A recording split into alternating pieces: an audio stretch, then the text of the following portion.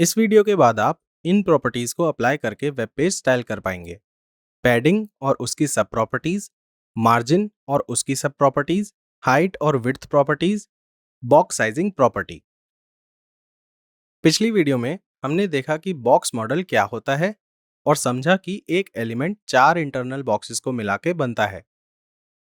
Same model में हमने 3 new properties introduce की जो हैं बॉर्डर, पैडिंग और मार्जिन। बॉर्डर और उसकी सब प्रॉपर्टीज को हमने पिछली वीडियो में कवर कर लिया है। इस वीडियो में हम पैडिंग और मार्जिन डिस्कस करेंगे। तो चलिए नेक्स्ट प्रॉपर्टी कंटिन्यू करते हैं जो है पैडिंग। पैडिंग एलिमेंट के कंटेंट के आसपास की स्पेस होती है और ये बॉर्डर के अंदर होती है। किसी भी एलिमेंट के लिए इसकी डिफॉल्ट वैल्यू होती है 0 पिक्सल। अब इस कोड की हेल्प से देखते हैं कि एलिमेंट में पैडिंग कैसे ऐड करते हैं। यहाँ पर 3 पैराग्राफ्स हैं। स्टाइल शीट में हम देख सकते हैं कि तीनों पैराग्राफ एलिमेंट्स के लिए हमने बॉर्डर दिया है जिससे हम उन्हें आराम से देख सकें। तो पहले पैराग्राफ एलिमेंट के लिए हमने कोई पैडिंग स्पेसिफाई नहीं की है और ब्राउजर इसे डिफॉल्ट पैडिंग वैल्यू के साथ रेंडर करेगा। सेकंड और थर्ड पैराग्राफ दोनों में हमने 10 पिक्सल्स की पैडिंग दी है। आउटपुट में हम देख सकते हैं कि फर्स्ट पैराग्राफ में कोई पैडिंग नहीं है और सेकंड और थर्ड पैराग्राफ में हम देख सकते हैं कि कंटेंट और बॉर्डर के बीच में चारों साइड्स में 10 पिक्सल्स की स्पेस है, पर सेकंड पैराग्राफ के राइट साइड में काफी एडिशनल स्पेस है। ये इसलिए है क्योंकि इस पैराग्राफ का कंटेंट काफी छोटा है, तो एक्स्ट्रा स्पेस ऐसे ही रहेगा। अब अगर हमें एलिमेंट के हर साइड पर अलग अलग पैडिंग वैल्यूज को स्पेसिफाई करना है तो हम एक साथ पैडिंग की मल्टीपल वैल्यूज को एंटर कर सकते हैं। ये करने के लिए हमें पैडिंग की सारी वैल्यूज को ऐसे स्पेसिफाई करना पड़ेगा। यहाँ पर पैडिंग की 4 अलग अलग वैल्यूज हैं। अब एलिमेंट के कौन से साइड पे कौन सी वैल्यू कॉरेस्पॉन्ड कर रही है। आप याद रखिए कि पहली वैल्यू टॉप साइड के लिए होती है और ये क्लॉकवाइज मैनर में चलती है।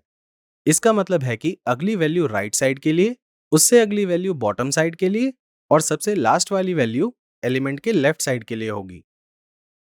तो यहाँ पर टॉप पैडिंग होगी 10 पिक्सल्स, राइट पैडिंग होगी 40 पिक्सल्स, बॉटम पैडिंग होगी 20 पिक्सल्स और लेफ्ट पैडिंग होगी 5 पिक्सल्स। अगर हम 4 वैल्यूज की जगह सिर्फ 3 वैल्यूज ही डिफाइन करेंगे तो क्या होगा। ऐसे केसेस में तीनों वैल्यूज एलिमेंट के टॉप, राइट और बॉटम साइड पर ऐड हो जाएंगी। अब क्योंकि फोर्थ वैल्यू नहीं है तो लेफ्ट साइड की पैडिंग अपोजिट साइड की पैडिंग के बराबर हो जाएगी जो है राइट साइड। ऐसे ही अगर हम बस 2 वैल्यूज को डिफाइन करेंगे तो वो टॉप और राइट साइड पर ऐड हो जाएंगी और उनके अपोजिट साइड्स के लिए अकॉर्डिंगली वैल्यूज यूज होंगी। और लास्टली अगर हम बस एक ही वैल्यू ऐड करेंगे तो क्या होगा। इसका मतलब है कि हर साइड पे सेम पैडिंग होगी। अब आपको सिंटेक्स तो पता ही है। मैं सजेस्ट करूंगा कि आप हेल्पर टेक्स्ट से HTML कोड को डाउनलोड करके उसे पैडिंग वैल्यूज असाइन करें और उसका आउटपुट ऑब्जर्व करें। चलिए अब पैडिंग की सब प्रॉपर्टीज पर चलते हैं। बॉर्डर सब प्रॉपर्टीज की ही तरह पैडिंग की भी 4 सब प्रॉपर्टीज होती हैं। ये हैं padding top, padding right, padding bottom और पैडिंग लेफ्ट। इन सब प्रॉपर्टीज को यूज करके हम एलिमेंट की स्पेसिफिक साइड पर पैडिंग ऐड कर सकते हैं। चलिए इस एग्जाम्पल को देखते हैं जिसमें हमने हर साइड के लिए इंडिविजुअल पैडिंग स्पेसिफाई की है। आउटपुट में आप देख सकते हैं कि पहले पैराग्राफ के सिर्फ लेफ्ट साइड में पैडिंग है, दूसरे पैराग्राफ के सिर्फ राइट साइड में पैडिंग है, थर्ड पैराग्राफ के टॉप साइड में पैडिंग है और लास्ट पैराग्राफ में सिर्फ बॉटम साइड पर पैडिंग है।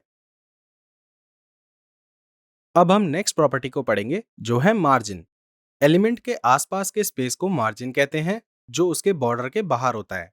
इससे हम एडजेसेंट एलिमेंट्स के बीच में स्पेस मेंटेन करते हैं।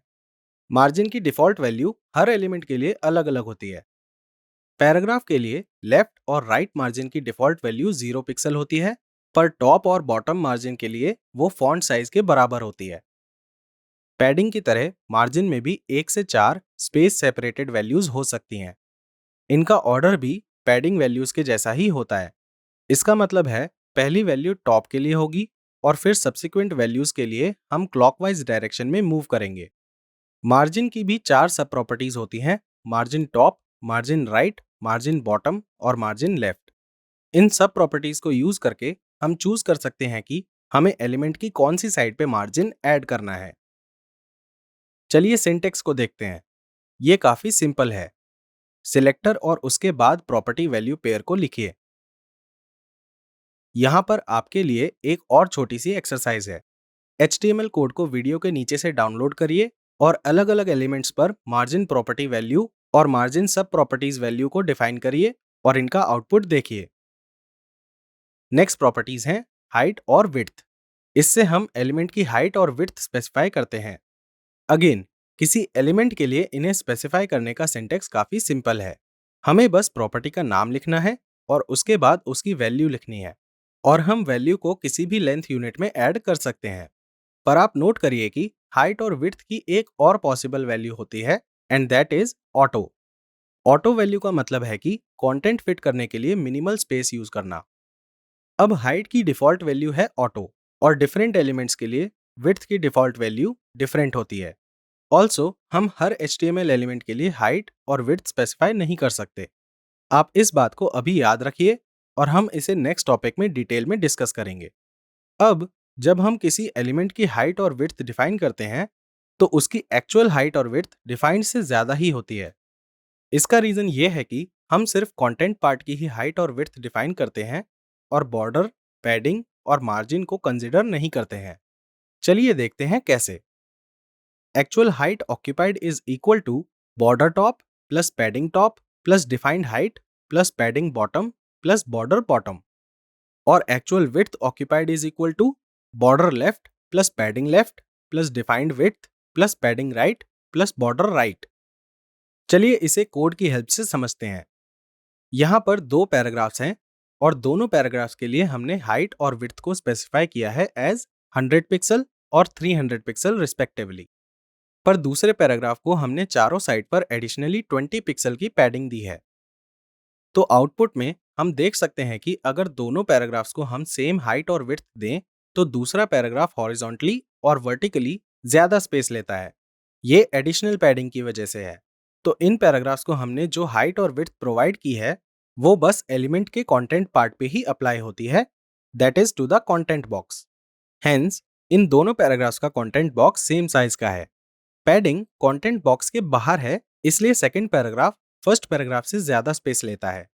क्या आपको लगता है कि ये आइडियल बिहेवियर है कि हम हाइट और विड्थ कुछ स्पेसिफाई करते हैं पर आउटपुट में हमें कुछ और हाइट और विड्थ मिलती है? No, right? इसे फिक्स करने के लिए हमारे पास बॉक्स साइजिंग प्रॉपर्टी होती है। बॉक्स साइजिंग प्रॉपर्टी डिफाइन करती है कि हाइट और विड्थ प्रॉपर्टीज कौन से बॉक्स पे अप्लाई होंगी, जिसका मतलब है कंटेंट बॉक्स पे या बॉर्डर बॉक्स पे। इस प्रॉपर्टी की दो वैल्यू हैं, बॉर्डर बॉक्स और कंटेंट बॉक्स। इस प्रॉपर्टी की डिफॉल्ट वैल्यू कंटेंट बॉक्स होती है, जिसकी वजह से जब भी हम किसी भी एलिमेंट पे हाइट और विड्थ स्पेसिफाई करते हैं, तो वो बस कंटेंट बॉक्स पे ही अप्लाई होती है। चलिए इस प्रॉपर्टी वैल्यू पेयर को कोड में ऐड करते हैं, जिसे हमने पहले यूज किया था, और डिफरेंस ऑब्जर्व करते हैं। Here we go. दोनों पैराग्राफ्स अब सेम अमाउंट ऑफ स्पेस ले रहे हैं। इसका रीजन है कि इस बार पैडिंग और बॉर्डर दोनों एलिमेंट की हाइट और विड्थ में इंक्लूडेड है। अब लेट्स से कि हमारे HTML कोड में मल्टीपल एलिमेंट्स हैं और हमें सब पर बॉक्स साइजिंग प्रॉपर्टी अप्लाई करनी है।